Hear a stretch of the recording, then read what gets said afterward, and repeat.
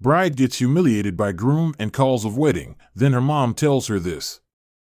This bride thought the day of her wedding would be the best day of her life.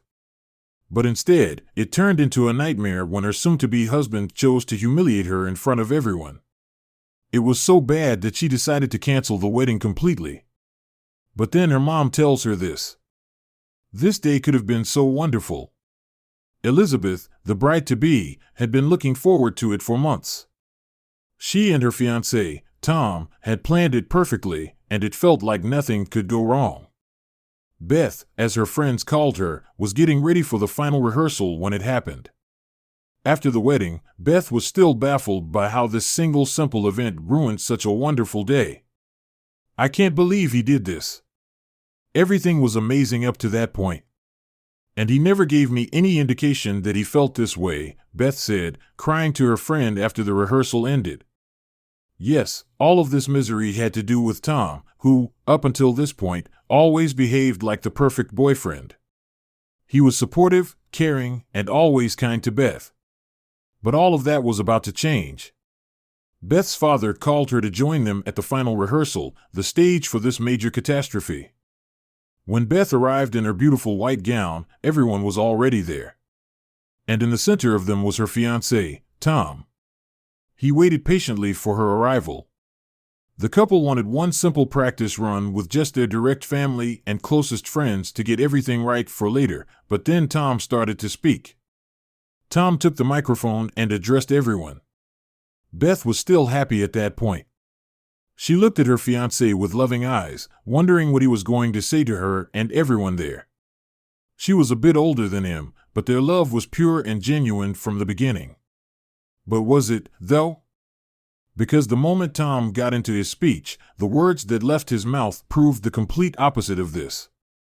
They weren't kind and loving at all. Instead, they were harmful, unnecessary insults that would ruin this day and their relationship completely. Tom's comments started out innocent at first. But that didn't last long. The groom didn't have a written-down peace speech planned on paper like Beth had. Instead, he stated that he was going to freestyle this presentation. And that was when it started. The neatly suited Tom made some funny jokes about how they met, but then it suddenly got really personal. Beth figured his remarks were meant to be funny, but she and everyone present definitely did not get the joke.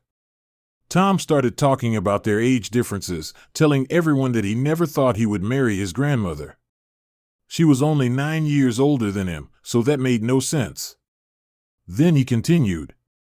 He made fun of Beth's fluctuating weight, even going as far as comparing her to a whale at some point due to all her blubber. His humiliation, intended or not, got worse with every remark. He even finished his speech with the following words, "Let's just get married now before I change my mind."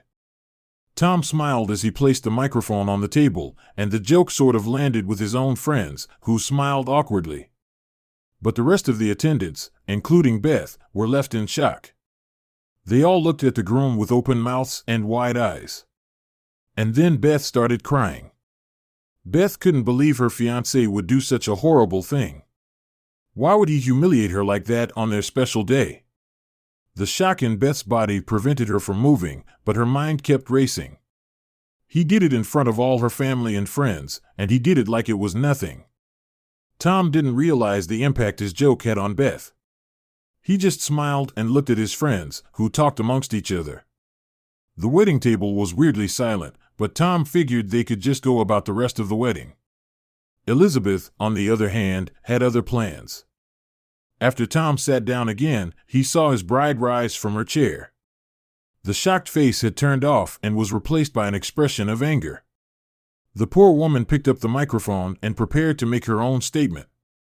She thanked everyone for coming, but this wedding was over. Yes, I'm not making a joke in bad taste, like my so-called fiancé was. I hereby cancel this wedding. Thank you all for coming, goodbye. Beth looked at Tom with disgust and told him that their relationship was over. She wanted nothing to do with him anymore. How dare you? Tom was now the one in shock. He first thought that his bride was joking, which would make sense since he had just done the same thing. But pretty quickly, it became clear that Beth was very serious. There was no punchline in this story. The bride just dropped the mic and ran off crying. Beth's sister followed her away from the table. But by the time she caught up with Elizabeth, she was already in her room with the door locked tightly. And there she stayed for hours, crying her eyes out. Beth only contacted one person during that time, her father, who she called from behind closed doors. She instructed him to keep Tom away at all costs, and that instruction he followed to the teeth. Beth didn't see her fiancé again that day. Luckily, we hadn't bought a house together yet, or even worse, had kids. This man isn't worth my love. But how could I have been so blind? In the weeks following the failed wedding, Beth became very depressed. Tom was all she knew, and now it was gone. She couldn't be among people, but she was also unable to be alone. That's why her sister invited Beth to stay in her guest bedroom. But there, the door remained mainly locked as well. Those depressing days behind closed doors were probably the worst days of Beth's life. She felt alone in Tom's betrayal and guilty about taking space and energy away from her sister. And still, she did not understand why it all happened in the first place. But then suddenly, change happened. Eventually, Beth's sister got her out of that slump. She was kind and patient with her, but also stern when she needed to be. And it was a good thing that she did, because after some harsh words from her loving relative about taking back your own life, Beth got out of her funk. She used the breakup as motivation to focus more on herself. She started eating more healthily, going to the gym 4 times a week, and focusing more on developing her career. It was mind-blowing to see how much Beth's life turned around with just a little bit of guided focus. And all of Beth's hard work paid off. It wasn't long before the positive changes in her life made a real impact. The revitalized woman and motivated woman excelled at her job. She worked hard, and her boss took notice, giving Beth a promotion after a few months. But that wasn't all. Beth's body was also thankful for the change in attitude. Her frequent visits to the gym showed an increase in strength and condition, not to mention a serious loss in her waist size. The 43-year-old Beth never was in better shape, and that confidence was on full display on a daily basis. After a full year of single life, Beth lost over 50 pounds. She was happy with herself for the first time in a long while. But Beth did not know that a huge nasty surprise awaited her around the corner. Her mother would present her with it, and it would change her life forever. It was exactly 1 year and 1 month after her wedding day when the news hit her. Beth was working in her garage. She had discovered a love for making ceramic items and had just started turning a large vase when suddenly the doorbell rang. "Who could this be?" she said while cleaning her hands. Beth dried her hands and slowly walked to the front door of her house. The door was mostly made up of glass, so she could see that her mother stood outside. Beth wasn't expecting her visit, so she was a bit surprised to see her standing outside with sandwiches in her hand. "Mom, what's up?" Elizabeth's mother always brought her food when there was bad news to be told, so this worried her a bit. Beth's mother didn't answer but simply walked to the kitchen and made a plate of food for the two of them. She complimented Beth on her house, and the two ate lunch together, but then the main reason for her mother's visit came up. "I saw Tom in town today, honey." Beth thought that this news was kind of weird. Why would she care about this information? It wasn't strange that they saw each other, right? But then Beth saw her mother's worried eyes and got curious. "What is it about Tom, Mom?" Beth saw that her mother was trying to tell her something important, but she also noticed the old woman struggling to find the words. Eventually, she started talking. "I saw Tom, and he's not doing too well." But Beth didn't understand why she had to care. Elizabeth's mother understood this attitude toward her ex-fiancé, and it wasn't something that needed Beth's attention if she didn't want to. "But it's an understatement when I say he's doing bad, honey. Elizabeth, Tom is homeless, and he's living on the street. I have seen him begging for food all week." Beth was in shock after her mother revealed this news. What happened to that man after their wedding which caused this type of downfall? It all was very confusing to her because deep inside, she also felt like he deserved this sorrow. Maybe it's something I need to check out for myself. Elizabeth asked her mother where she would be able to find Tom. It was a question that was easily answered because her mother saw Tom every day at the exact same spot. He's at the corner of Lancaster Crossing. Don't freak out when you see him, it's pretty shocking, Beth's mother stated. The next day, Beth set out to find Tom. She parked about a block away and walked the final part to add dramatic tension as she stepped closer. Yes, Elizabeth did not have the best intentions when it came to finding him. This was her chance for revenge, her chance to laugh at his expense.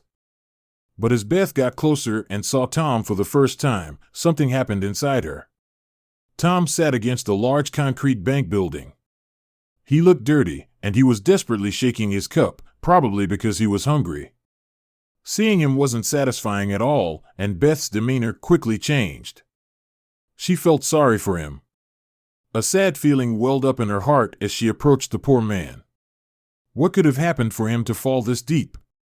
It was an interesting switch of emotions, and by the time she reached the homeless man, curiosity toward his story overwhelmed her. Beth greeted Tom, but the poor man did not recognize her at first because of her extreme physical transformation. He just looked up and kept shaking his coin cup. But Beth wasn't going to leave it at that. She placed her tote bag on the ground and squatted down next to Tom.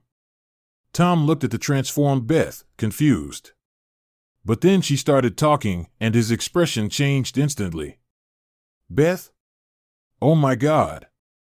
I didn't recognize you at first. You changed so much, and you look amazing.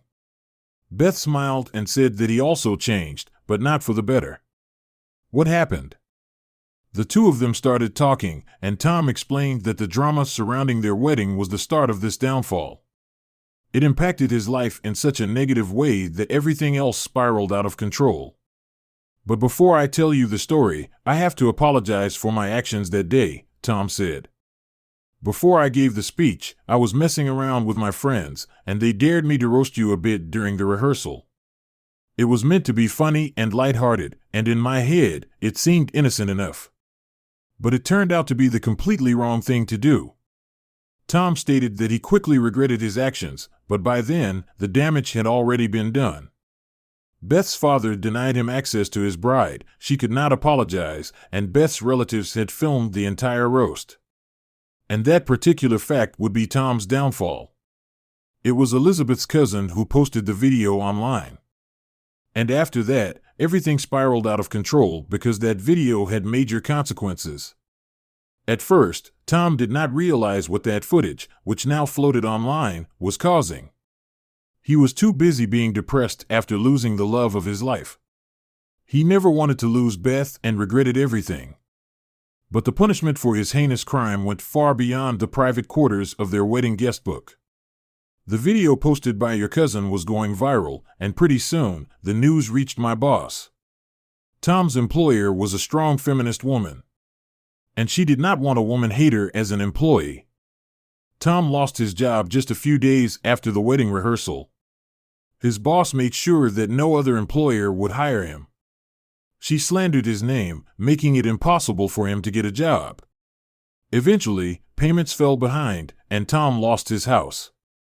I managed to stay with friends for a while, but after a while, Tom's friends also were unable to cope with his depressive state. I lost most of them in the first few months, and the rest followed in the months after. Beth couldn't believe this heartache. It was a bit his own fault, but still. And then Beth did something she never expected. Come with me to my place. I'll help you, she said. Tom was in shock. At first, he thought she was joking, mocking him in his weakened state. But Beth was genuine. She guided Tom to her home and allowed him to shower and put on clean clothes. There, my brothers, she said. For some strange reason, Beth felt responsible for Tom's well-being. The ex-bride took care of her ex-groom and made him feel alive again. It was nice to see the positive change in him, Elizabeth later admitted. Their bond started to grow after a while, and they eventually became the most unlikely friends. Tom and Beth saw a whole new side of each other, one that relied much more on mutual respect. They met years ago and were much younger and immature then. Now, they were adult people who went through hardship and recovered from it. It made their bond stronger than ever. And then something even more miraculous happened. From the ashes of their failed relationship, a friendship arose, and that friendship eventually blossomed into a new love for each other. It took some convincing to get both families to believe in it, too, but in the end, everyone was on board again. And last week, exactly 2 years after that horrible first wedding's day debacle, a second wedding occurred. It was a wedding that consisted of two completely different people in body, mind, and spirit. And the two of them could not have been more happy. And this time, the ceremony went perfectly.